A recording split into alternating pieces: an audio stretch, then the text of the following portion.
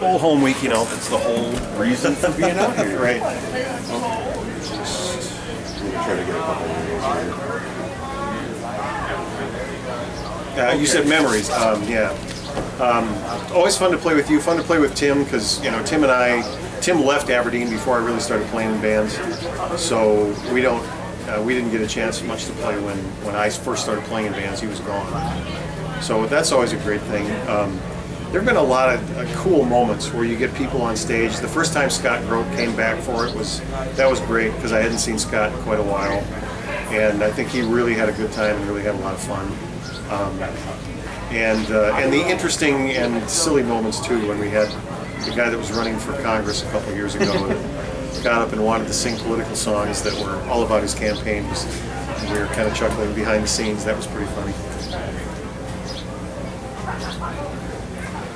Okay. Old band names, your old bands. Well, Mark Remley was just here. That was the first band I was in, Take Two. After that, I joined a band with Bob Seaton, a band called Heartbeat. The original Heartbeat was Bob Seaton, Dickie Volk, who Tim played with, and myself, and a keyboard player by the name of Mike Jolson. And that band existed in that incarnation for about 6 months, and then we got some different personnel, and it ended up being Cousin Camille came to play in that band. And then Camille and I and Dan Cornelius, who was a drummer for Heartbeat, left that band and hooked up with Boyce Walleen and John Roden and formed Tunes.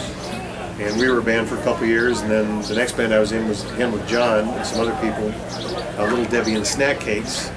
Debbie Sauer, Scott Sauer was just here. Scott's little sister Debbie was our lead singer and keyboard player. So that was that band, and then for like 2 gigs I was in a band called the Blue Healers.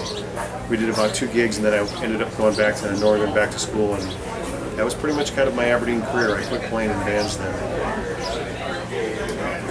How does the reunion make you feel? It's always fun.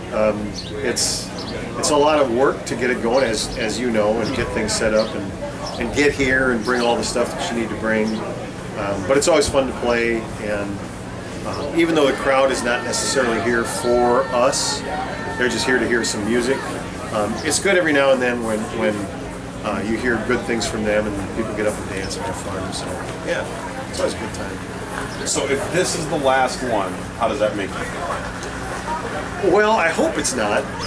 It would be sad if it is, but it would be cool if it could keep going with somebody else organizing it that lives a little closer and maybe get some of these bands that, there were bands in the 90s and 2000 era that played in the Aberdeen area, and a lot of those people have never come out here. So it would be good to get some of those people to come out to be part of it. So you have a lot of family involvement. How does that make you feel? Well, like I said earlier, that's great. It's a lot of fun. When it stopped for that brief little period of time, not being able to say a proper goodbye and just having it just stop like that. How did that make you feel? Yeah, it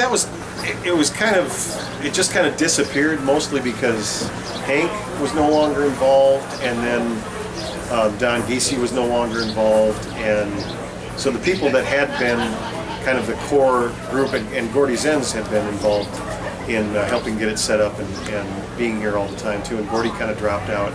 So when that happened, there was no cohesion to hold it together, and it was sad that it just kind of dissolved rather than somebody saying, well, this is the last time we're going to do it. So hopefully this isn't the last time, but it's nice to know that if it is, we kind of know it and we're doing it up and doing it right. When you heard that, regardless of who it was, when you heard that somebody else was putting it on, when you heard that, hey, it's going to happen again, how did that make you feel? Yeah, it was great. It was nice to know that you were going to do that, and that the whole issue with it coinciding with my mom's birthday and family always being around for it.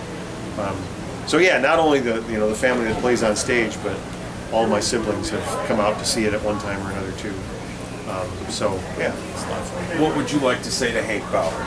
Hank, thanks Hank. Thanks for putting it together in first place. Hope we see you tonight. And thanks for all the work that you put into it. And thanks for being one of the pioneers in rock and roll and contemporary music in the Aberdeen area. Now just look right at that camera and say, thanks, Hank. Thanks, Hank. That's it. All right, thanks, Tone. Right on. Very nice. I think Tim and I are going to go grab a bite. Well, you get free food here, just like Well, we're going to go get some real food. Okay. Where are you guys thinking about going? I don't know. Hey, we go over or something. You know, you should check out that grassy kettle. It's in the old Wild Oats place. Oh, yeah. It's all natural, all homegrown, all natural. Really? Food. Yeah, it's if you're in the mood for a burger, this thing called the chorizo burger. Make it with chorizo. That's like I said in my last kettle comedy thing. I was like, that's the best piece of meat I ever had between two buns. Kurt, smell it. Is Kurt still here? Kurt.